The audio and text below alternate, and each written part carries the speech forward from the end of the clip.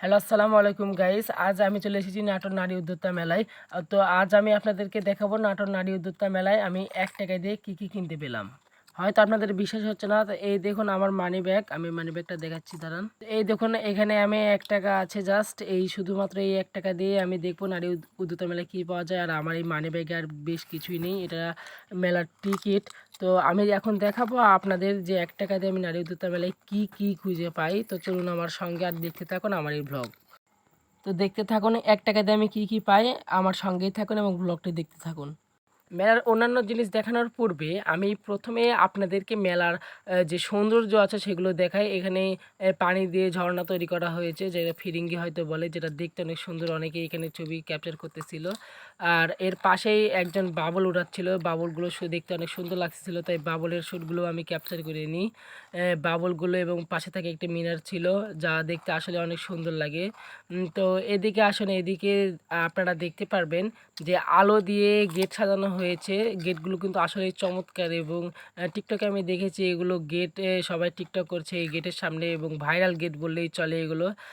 আলোর কলার জন্য এগুলো দেখতে আরও বেশি সুন্দর লাগতেছিল। যদি আমরা এদিকে আসি তাহলে এদিকে নৌকা আছে আর এদিকে নাগরদোলা আছে। নাগরদোলাটা অনেক বড়। আমার নাগরদোলাটা অনেক সুন্দর লাগে, তো এর জন্য আমি বারবার শুধুমাত্র নাগরদোলার দিকেই তাকাই। নৌকাটা ভালো ছিল, তবে নাগরদোলাটা একটু বেশি ভালো ছিল। আমার নাগরদোলাতে ওঠার অনেক শখ হয়েছিল, কিন্তু নাগরদোলাতে আসলে তো ১ টাকা দিয়ে ওঠা সম্ভব নয়। এর কারণে আমি সামনের দিকে যেতে থাকি। এখানে ছিল কিডস জোন, কিডসদের জন্য নানা ধরনের খেলনার জিনিসপাতি ছিল এখানে। তো এখন চলে আসি মূল ভিডিওতে। মূল ভিডিওর প্রথমে আমি চলে আসি একটি কসমেটিকের দোকানে।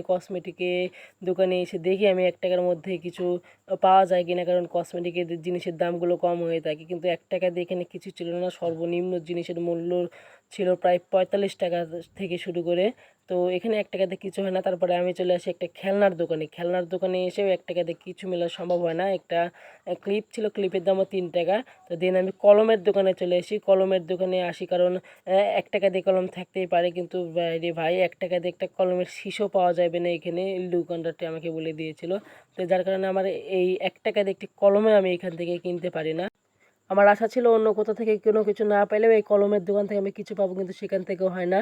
দেন আমি চলে আসি একটা ব্যাচের দোকানে। এখানে আমার ছোট ভাইয়ের একটা ব্যাচ পছন্দ হয়, কিন্তু সেটার দাম ছিল অনেক বেশি। তো ১ টাকা দিয়ে আসলে কোনো কিছুই পাওয়া সম্ভব নয়, কারণ বর্তমানে বাংলাদেশের দ্রব্যমূল্যের পর্যাপ্ত পরিমাণে ঊর্ধ্বগতি চলতেছে। তো যার কারণে ১ টাকা কেন, এখানে সর্বনিম্ন প্রোডাক্টের দাম ছিল ৪ টাকা। তো কোনো কিছু না পেয়ে আমি আবার ফিরে চলে এসেছি সেই ফিরিঙ্গির এখানে। তো এখানে এসে আমি ফিরিঙ্গি দেখতেছিলাম। তো গাইজ, এ পর্যন্ত আমার পাশে থাকার জন্য ধন্যবাদ। আমার এই চ্যানেলটি যদি আপনারা সাবস্ক্রাইব করে না থাকে অবশ্যই সাবস্ক্রাইব করে দেবেন। আর দেখা হচ্ছে পরবর্তী কোনো ভিডিওতে। আসসালামু